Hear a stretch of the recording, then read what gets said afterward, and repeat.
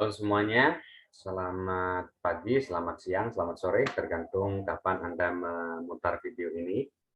Eh, Bertemu lagi dengan saya, Pak Mulisin, di kelas Reading Comprehension untuk materi TOEFL. Ya. Di video kali ini, saya akan membahas tentang strategi belajar yang mungkin bisa Anda terapkan untuk mempermudah penguasaan reading comprehension, khususnya untuk materi TOEFL ya. Baik, kita langsung ke materi. Oke. Sebelum kita membahas strategi belajar, ada permasalahan inti yang perlu juga diketahui, khususnya ketika para peserta itu mengambil TOEFL. Ada hal-hal atau faktor-faktor yang dapat memberikan kesulitan bagi peserta ketika mereka mencoba mengerjakan tes bagian reading comprehension untuk TOEFL. Di sini saya memasukkan lima hal atau 5 faktor yang dapat berpengaruh terhadap kesulitan yang dialami oleh para peserta. Yang pertama itu, yang biasa dialami, itu adalah peserta berpikir bahwa di situ teks yang diberikan di dalam tes TOEFL itu terlalu banyak. Jadi too many passages to read.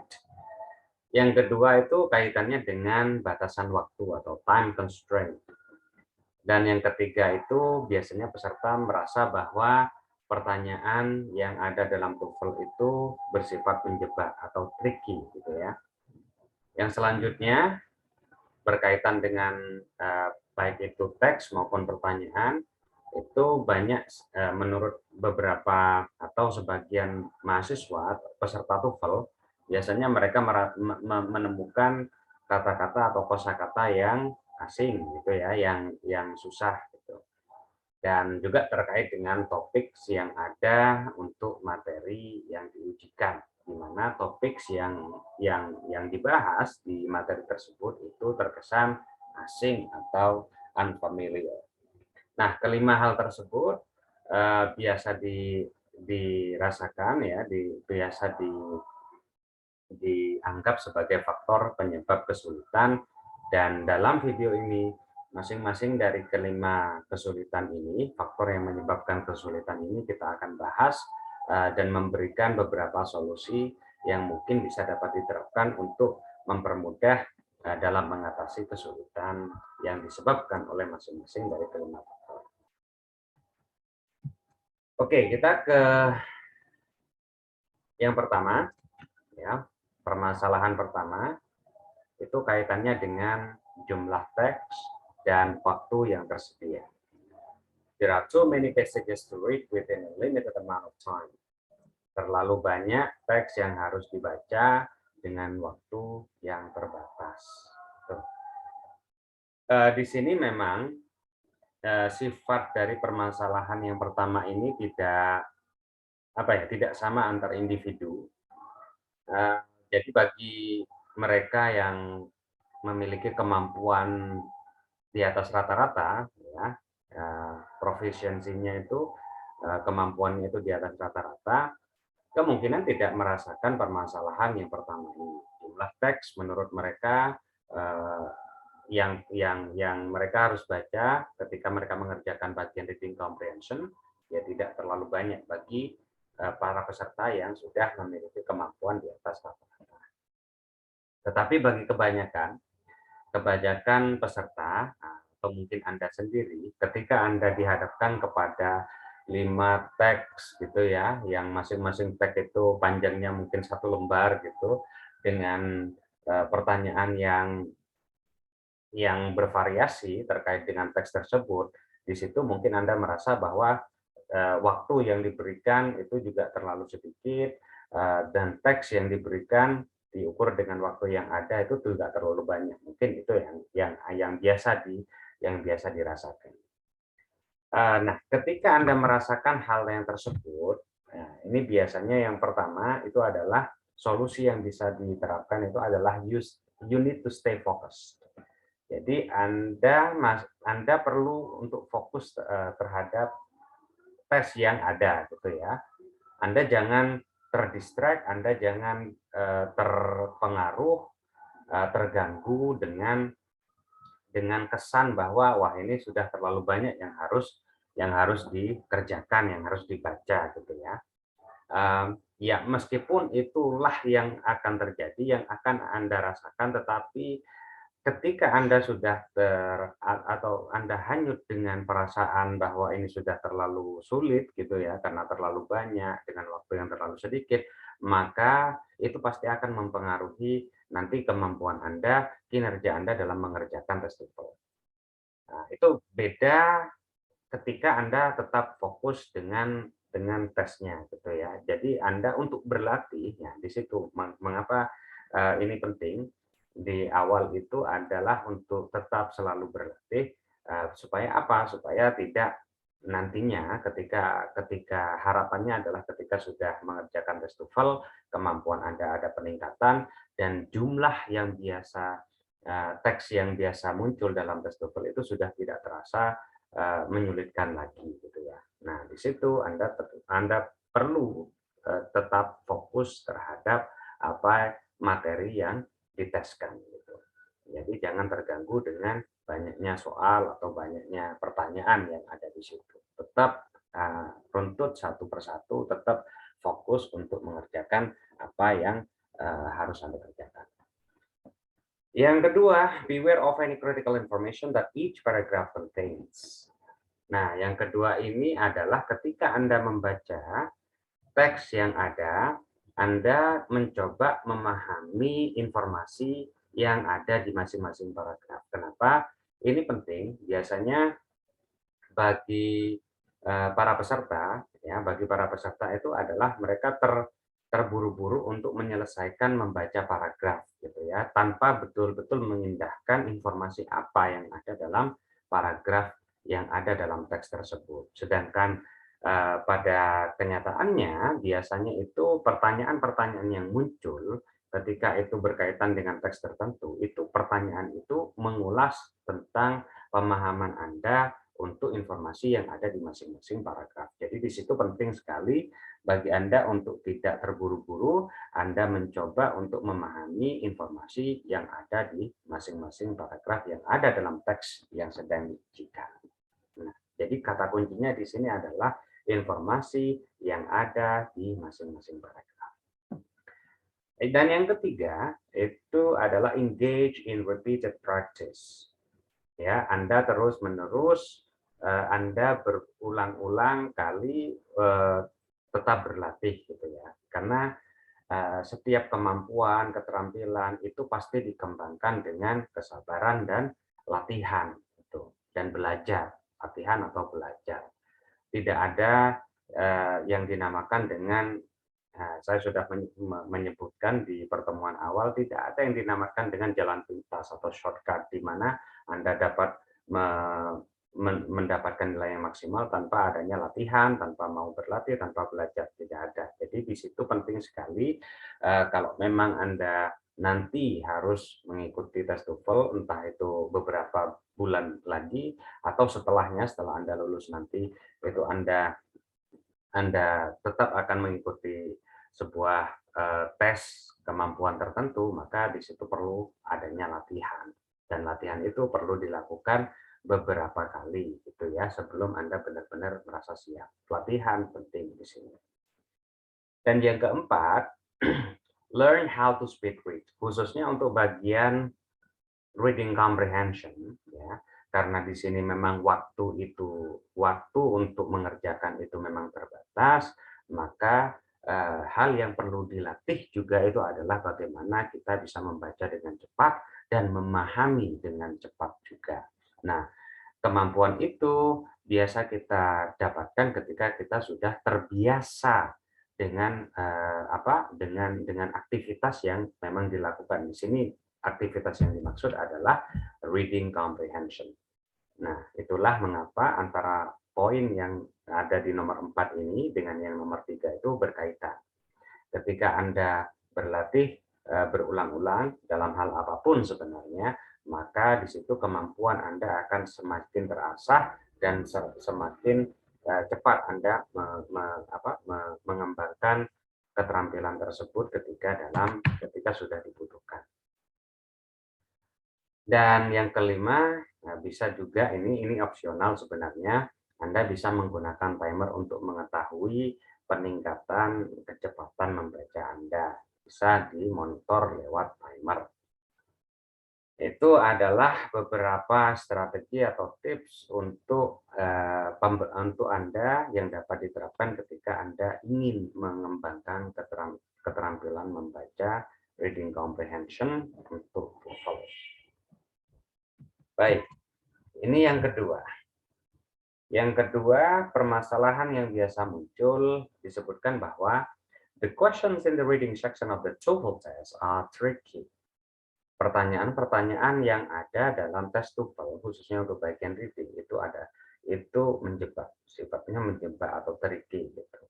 Ya, memang kalau bagi Anda yang pernah mengikuti tes TOEFL, mungkin di situ Anda merasakan bahwa pertanyaannya ini kayaknya sama gitu ya, atau opsi jawaban yang ada di situ kayaknya nggak terlalu beda. Apa bedanya di sini?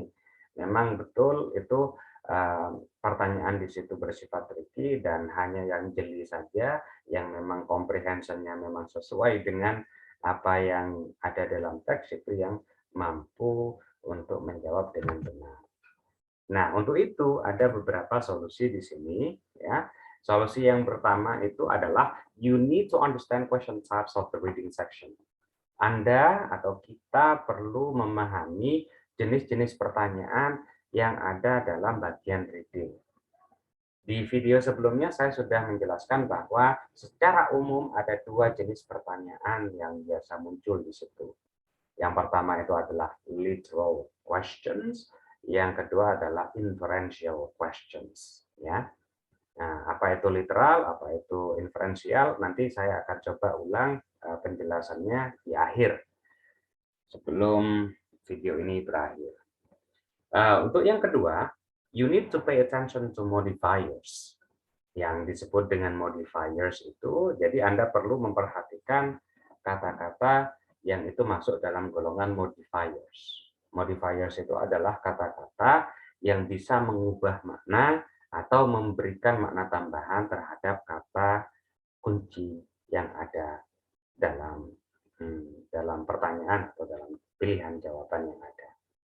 Nah, di sini saya memberikan beberapa contoh modifiers, ya. Ada 3 di sini. A profound, a small, dan almost no. Ini ketiganya ini adalah modifiers. Yang mana penggunaan dari salah satu ketiganya ini akan memberikan makna yang berbeda atau tambahan makna terhadap kata kunci yang di sini adalah impact, ya. X has a profound impact on Y, itu berbeda maknanya dengan X has a small impact on Y. Atau bahkan X has almost no impact on Y. Ya. Jadi kalau dalam bahasa Indonesia itu juga kalau diterjemahkan dalam bahasa Indonesia itu juga akan berbeda maknanya. Ya. X memiliki dampak yang serius terhadap Y, sorry. Ya, atau X memiliki dampak yang kecil terhadap Y, atau X hampir tidak memiliki dampak apapun terhadap Y. Nah, di situ penggunaan modifiers di situ juga akan memberikan makna yang berbeda. Nah, di situ biasanya kunci di mana trickiness ya, yang jadi kayak sifat yang menjebak itu ada di situ. Ya pastinya bisa bervariasi juga, tetapi di situ penggunaan kata-kata tertentu itu biasanya dapat menjebak Anda untuk memilih salah satu pilihan jawaban yang sebenarnya tidak sesuai dengan isi teks, karena ada penggunaan bahasa yang kalau kita tidak jeli, kita bisa miss, kita bisa terlewat, dan akhirnya salah dalam memilih atau memaknai pertanyaan atau pernyataan yang ada dalam tes TOEFL. Nah, itu kaitannya dengan permasalahan nomor 2, tricky ya. Pertanyaan atau jawaban, pilihan jawaban ya tricky. Ini yang terakhir, kaitannya dengan difficult words, unfamiliar vocabulary atau unfamiliar topics, ya, atau unfamiliar everything gitu. Untuk kata-kata yang asing, topik yang asing, kata-kata yang sulit, ada beberapa solusi di sini, ya, 2 solusi gambarannya. Yang pertama adalah untuk mengatasi kesulitan kata-kata yang sulit, yang asing gitu, ya tidak ada cara lain bagi Anda selain untuk menambah atau menguasai kata-kata tersebut. Cuman di sini tips yang ada itu adalah pembatasan pada kata-kata atau kosakata akademik. Kenapa? Karena memang tes TOEFL khususnya untuk bagian reading, materi-materi teks bacaan yang ada di situ pada umumnya adalah bacaan yang bersifat itu akademik, tes akademik ya. Nah, dengan kita mengetahui kosakata-kosakata yang biasa digunakan dalam teks yang bersifat akademik, maka di situ kita juga akan ada kemungkinan kita akan lebih mudah untuk memahami teks yang ada dalam TOEFL. Nah, untuk membantu Anda, silakan di sini saya menyertakan salah satu tautan untuk yang memang mencakup seperti apa sih teks kosakata yang biasa muncul dalam teks akademik. Nah, di sini ini adalah daftar kata-kata yang bisa diakses yang memang biasa digunakan dalam teks akademik terlepas dari bidang studi atau topik-topik topik-topik tertentu. Itu adalah kata-kata yang biasa digunakan secara umum dalam teks-teks akademik terlepas dari topik yang sedang dibahas dalam teks tersebut. Yang selanjutnya itu adalah you need to learn how to use affixes. Ya, paling tidak Anda di situ paham bahwa dalam bahasa dan juga itu termasuk bahasa Inggris itu ada yang disebut dengan affixes atau imbuhan ya. Atau imbuhan, dan bagaimana imbuhan tersebut biasa digunakan untuk memodifikasi makna dari kata-kata tertentu. Dalam bahasa Indonesia sendiri kita juga memiliki imbuhan gitu ya. Contoh misalnya, untuk mengetahui makna dari kata memakan, kita cukup tahu kata dasarnya saja ya, makan gitu ya. Dan kalau kita tahu fungsinya di situ, kita otomatis sudah tahu memakan itu maksudnya itu apa gitu ya, dengan mengetahui kata dasarnya makan dan fungsi dari imbuhan itu sendiri. Nah, itu juga sama dengan bahasa Inggris. Kita tidak perlu tahu misalkan arti kata dari legalization atau delegalization misalnya. Kalau kita sudah tahu fungsi dari imbuhan-imbuhan yang ada di sini. Dan kita juga tahu kata dasarnya legal itu artinya apa. Nah, di situ kita sudah bisa menebak turunan dari kata legal. Di situ ada legalize, legalization, delegalize, delegalization. Misalnya seperti itu. Yang kita perlu tahu adalah kita tahu makna dari kata dasar yang dipakai di sini, sebelum itu dikasih imbuhan, dan kita tahu fungsi imbuhan tersebut dalam memodifikasi makna dari kata dasar. Ya, ada di sini book, books, ya, antara book sama books itu seperti apa. Student sama students, di situ ada imbuhan s. Kalau kita tahu fungsinya, maka kita nggak perlu cari itu di dictionary gitu ya. Kita tidak perlu cari di kamus arti dari kata books gitu. Kita cukup perlu tahu makna dari kata book dan fungsi dari imbuhan s dalam bahasa Inggris itu apa. Dan bookish di situ ya. Bookish itu juga ada imbuhan yang sebenarnya maknanya nggak jauh-jauh amat dari kata dasarnya. Bookish, kutu buku atau suka buku. Ya. Oke.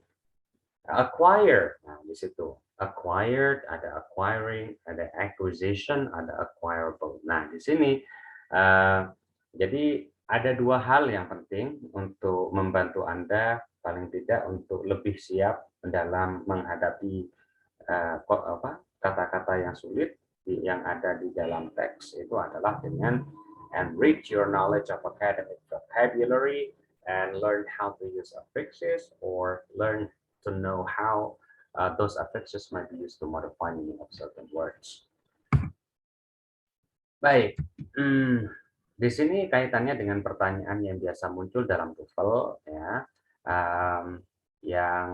yang sebenarnya tes TOEFL itu memiliki pertanyaan-pertanyaan yang muncul untuk reading comprehension itu memiliki pola yang secara umum itu sama, meskipun detailnya informasi yang ditanyakan itu berbeda-beda sesuai dengan teks yang diberikan, tetapi jenis pertanyaannya itu bisa dibilang itu adalah sama, gitu ya, polanya. Nah, secara umum bisa dibagi menjadi dua, seperti yang sudah saya jelaskan tadi, literal dan inferensial. Nah, untuk yang literal sendiri tetap masih bisa dibagi beberapa bagian, ya.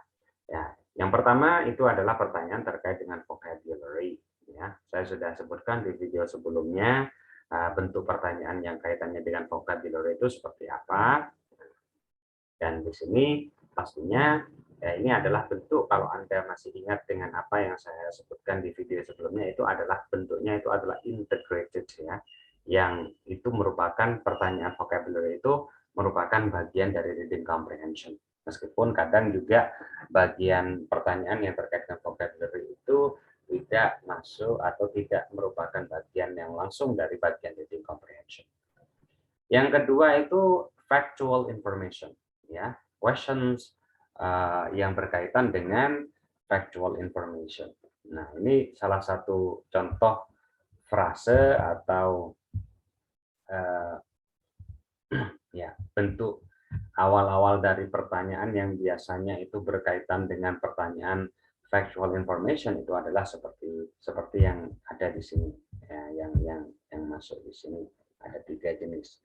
According to paragraph 4 dan seterusnya, which of the following it is stated in paragraph 4 that misalnya di situ, itu berkaitan dengan factual information, informasi yang faktual yang tersebut yang ada yang termasuk dalam teks yang diberikan.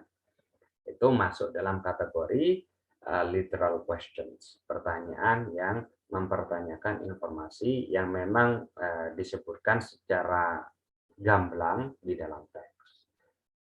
Nomor 3 juga masuk dalam kategori literal questions, ya, di mana kadang pertanyaan yang ada itu menanyakan tentang kebalikan dari factual information. Nah, itu ditandai dengan penggunaan kata contohnya except, kecuali misalnya. Jadi semua pernyataan all of the following are mentioned in paragraph 3 except. Ya, semua yang disebutkan di pilihan berikut ini, pilihan yang ada yaitu A, B, C, dan D, itu disebutkan semuanya di paragraf 3 yang ada dalam teks, kecuali. Nah, di situ itu masuk dalam negative factual information.